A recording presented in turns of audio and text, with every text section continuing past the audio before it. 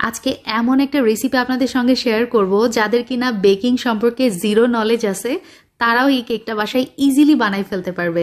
জীবনের প্রথম আমার হাতে খড়ি এই কেকটা বানিয়ে ডেকোরেশন করার ভেজাল নেই কিছু না। আর আপনাদের দুলাভাই এই কেকটা দেখে পুরাই ফিদা। তো আজকে চুলাতে বেক করে দেখাবো উইদাউট ইউজিং এনি কালার। শুধু কি তাই, নতুন রাঁধুনিদের জন্য থাকবে lots of tips and tricks আজকের আমার এই ভিডিওতে। তো আর কথা বাড়াচ্ছি না, সরাসরি চলে যাচ্ছি আমার কিচেনে। তো প্রথমেই এখানে একটা বোল নিয়েছি, তার মধ্যে নিয়ে নিলাম একটা স্টেনার। তার মধ্যে আমি হাফ কাপ পরিমাণ এখানে ময়দা ব্যবহার করেছি, একটু উঁচু উঁচু করে নিয়েছি ময়দা। তার সাথে নিয়ে নিলাম হচ্ছে কোকো পাউডার 1 চা চামচ, বেকিং পাউডার 1/2 চা চামচ, সামান্য একটু লবণ দিয়ে দিলাম। এখন সব কিছু উপকরণ একসাথে চেলে নিব। আর এই স্টেপটা মোস্ট ইম্পর্টেন্ট। কেকের মধ্যে অনেক সময় গুডলি পেকে থাকে, দানা পেকে থাকে, এই স্টেপটা ফলো করলে এমনটা হবে না। এখন আরেকটা বোলের মধ্যে আমি 2টা ডিম নিয়ে নিয়েছি, আর এটা হচ্ছে রুম টেম্পারেচারে থাকা ডিম। আমি কুসুমগুলো আলাদা করে নিলাম। এখন একটা হ্যান্ড ব্লেন্ডারের সাহায্যে এই ডিমটা ফোমি হওয়া পর্যন্ত আমি এটা বিট করতে থাকবো। এই পর্যায়ে দিয়ে দিচ্ছি 1/3 কাপ চিনি, আর 1/3 কাপ মানে হচ্ছে হাফ কাপের একটু কম। ডিমের ম্যারেংটা যখন এরকম কনসিস্টেন্সিতে আসবে তখন আমি অ্যাড করে দিয়েছি হচ্ছে ডিমের কুসুম আর 1 চা চামচ এখানে ভ্যানিলা এসেন্স। এখন সব কিছু একত্রে বিট করে নিয়েছি 30 সেকেন্ডের মতো। তারপরে 2 বারে আমি ওই যে শুকনো উপকরণগুলো এখানে মিলিয়ে দিব ডিমের এই মিশ্রণের মধ্যে।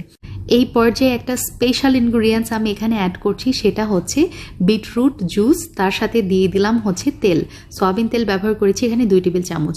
আর বিটরুট হচ্ছে এটা একটা ভেজিটেবল, অনেকে যারা চিনেন না তাদের জন্য দেখিয়ে দিচ্ছি। আর বিটরুটটা হচ্ছে আমি প্রথমে খোসা ছাড়িয়ে নিয়েছি, তারপর যেটা করেছি একটা গ্রেটার দিয়ে গ্রেট করে নিয়েছি। গ্রেট করার পরে আমি এটা হচ্ছে হাত দিয়ে চিপে নিয়েছি, চিপে এই যে রসটা বের করে নিয়েছি। তো এই রসটা দিয়েই আজকে আমি আপনাদেরকে রেড ভেলভেট কেকটা বানিয়ে দেখাচ্ছি। আর এটা একদম সুপার হেলদি একটা ভেজিটেবল। আমি এখানে বিটরুট জুস ব্যবহার করেছি 1/4 কাপের মতো।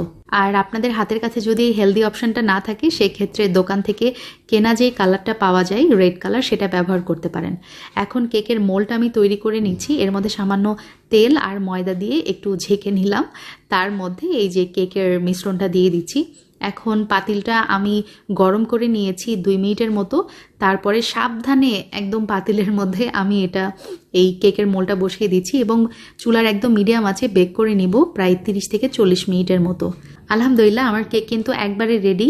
কাঠি টেস্টে আমার কেক কিন্তু পাস করে গেছে। তবে আপনারা যারা ওভেনে এই কেকটা বেক করতে চান 160 ডিগ্রি সেলসিয়াস টেম্পারেচারে 30 মিনিটের মতো বেক করলেই হয়ে যাবে।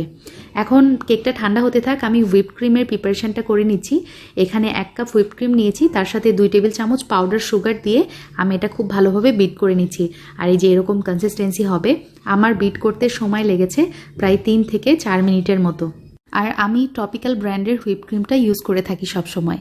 তো যাই হোক, আমার কেকটাও কিন্তু এর মধ্যে খুব সুন্দরভাবে ঠান্ডা হয়ে গেছে। এখন আমি মোল্ড আউট করে নিচ্ছি। আর এটা কিন্তু অনেক সফট হয়েছে আর অনেক স্পঞ্জি হয়েছে। আচ্ছা, এখন একটা বড় নাইফ দিয়ে আমি ওপরের অংশটা স্লাইস করে কেটে নিচ্ছি।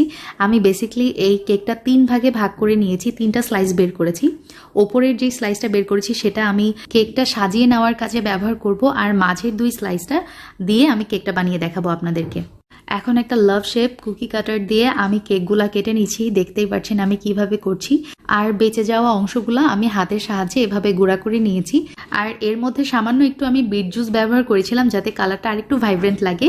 আর এই লাভগুলোর উপরেও আমি বিট জুস ব্যবহার করছি যাতে কালারে একটু শেড আসে, দেখতে সুন্দর লাগে। তবে এটা কিন্তু টোটালি অপশনাল, এই স্টেপটা ফলো না করলেও চলবে। এখন আমি সামান্য একটু হুইপ ক্রিম প্লেটের মধ্যে নিয়ে নিচ্ছি, আর এই প্লেটেই কিন্তু আমি কেকটা সেট করছি। তো একটা স্লাইস নিয়ে নিলাম কেকের এবং তার উপরে বিট জুসটা আমি দিয়ে দিচ্ছি যাতে কেকটা একটু সফট থাকে। তবে আপনারা এখানে বিট জুস ব্যবহার না করতে চাইলে সুগার সিরাপ ব্যবহার করতে পারেন। প্রথম লেয়ার হয়ে গেছে, আমি সেকেন্ড লেয়ারে আবার কেকের স্লাইস দিয়েছি, তার উপরে বিট জুস দিয়ে দিলাম এবং তার উপরে হুইপ ক্রিম দিয়ে দিলাম। এই পর্যায়ে শুধুমাত্র একটা স্প্যাচুলা ব্যবহার করে আমি কেকটাকে কাভার করে নিয়েছি হুইপ ক্রিম দিয়ে। এই কেকটার ফিনিশিং কিন্তু এতটা পারফেক্ট হওয়ার দরকার নাই, আর এই কেকের এই জিনিসটা আমার কাছে সবচেয়ে মজা লাগে। কেকের গায়ে আমি যেটা করছি ওই যে কেকের গুঁড়া যেটা বানিয়ে রেখেছিলাম একটু আগে সেটাই দিয়ে দিলাম। এখন টিস্যু পেপার দিয়ে চারিপাশে খুব সুন্দরভাবে ক্লিন করে নিব। আর ওই যে লাভ শেপ যেটা আমি বানিয়ে রেখেছিলাম বা কেটে রেখেছিলাম সেটা আমি ওপর দিয়ে জাস্ট বসিয়ে দিচ্ছি। ব্যাস হয়ে গেছে। আলহামদুলিল্লাহ আমাদের স্পেশাল কেক, স্পেশাল দিনের স্পেশাল কেক কিন্তু একবারে রেডি ডান।